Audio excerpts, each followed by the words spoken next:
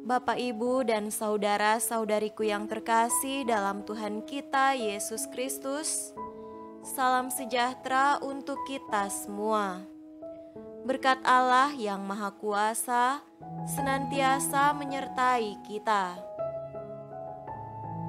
Marilah kita mendengarkan dan merenungkan bacaan-bacaan kitab suci hari Rabu tanggal 22 Juni tahun 2022.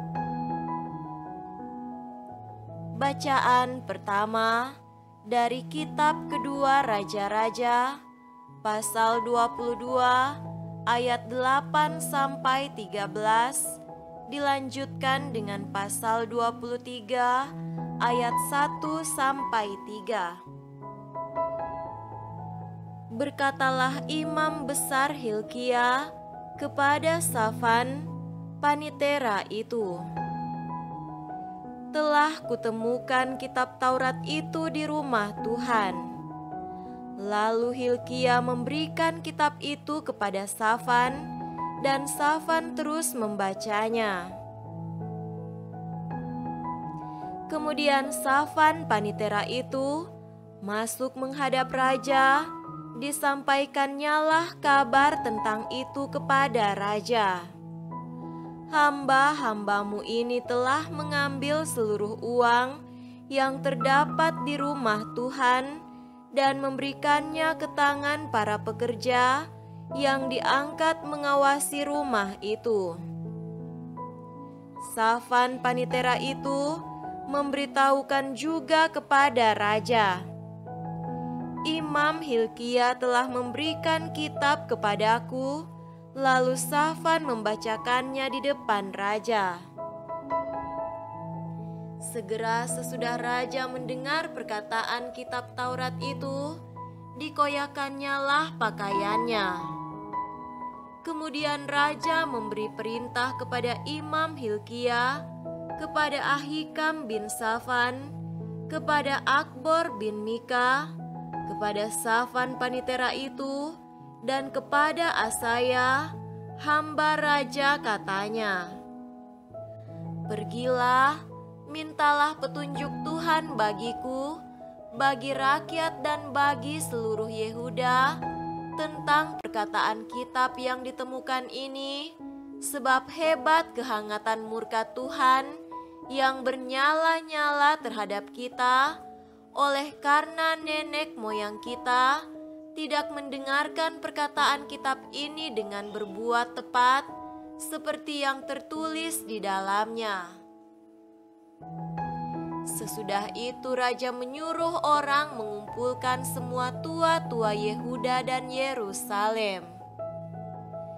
Kemudian pergilah raja ke rumah Tuhan, dan bersama-sama dia semua orang Yehuda dan semua penduduk Yerusalem, para imam, para nabi, dan seluruh orang awam, dari yang kecil sampai yang besar. Dengan didengar mereka, ia membacakan segala perkataan dari kitab perjanjian yang ditemukan di rumah Tuhan itu. Sesudah itu berdirilah raja dekat tiang, dan diadakannyalah perjanjian di hadapan Tuhan untuk hidup dengan mengikuti Tuhan dan tetap menuruti perintah-perintahnya, peraturan-peraturannya, dan ketetapan-ketetapannya dengan segenap hati dan dengan segenap jiwa, dan untuk menepati perkataan perjanjian yang tertulis dalam kitab itu. Dan seluruh rakyat turut mendukung perjanjian itu. Demikianlah sabda Tuhan. Syukur kepada Allah.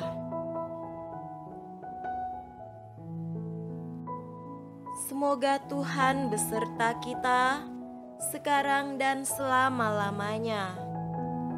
Inilah Injil suci menurut Matius. Dimuliakanlah Tuhan. Injil Matius pasal 7 ayat 15 sampai 20.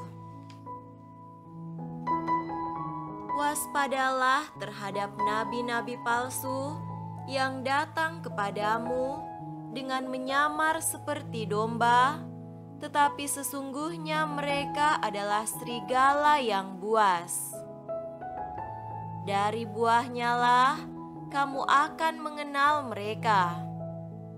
Dapatkah orang memetik buah anggur dari semak duri atau buah ara dari rumput duri? Demikianlah setiap pohon yang baik menghasilkan buah yang baik, setiap pohon yang tidak baik menghasilkan buah yang tidak baik. Tidak mungkin pohon yang baik itu menghasilkan buah yang tidak baik, ataupun pohon yang tidak baik itu menghasilkan buah yang baik. Dan setiap pohon yang tidak menghasilkan buah yang baik pasti ditebang dan dibuang ke dalam api. Jadi dari buahnya lah kamu akan mengenal mereka. Demikianlah sabda Tuhan. Terpujilah Kristus.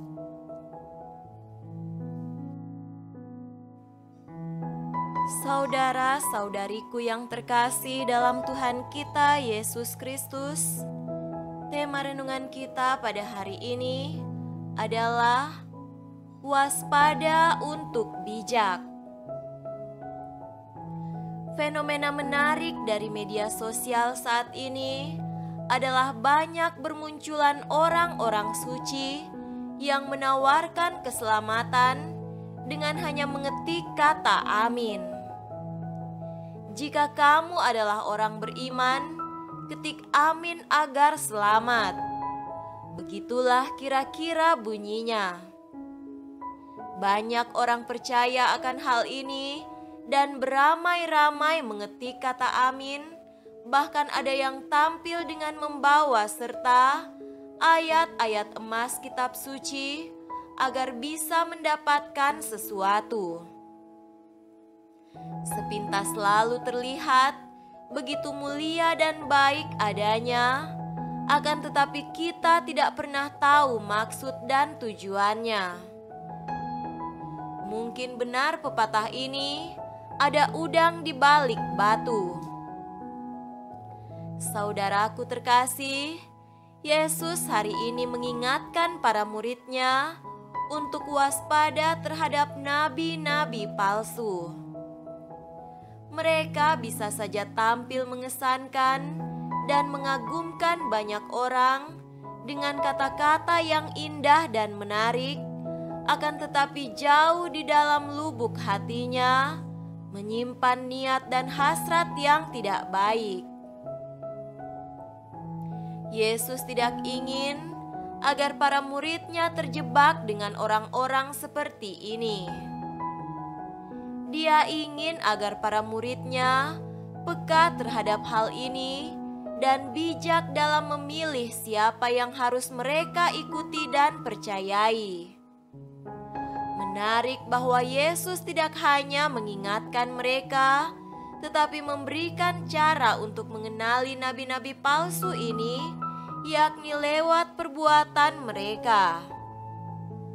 Kita mungkin tidak pernah tahu maksud dan tujuan dari isi hati seseorang, tetapi dari perbuatannya kita akan bisa mengetahuinya.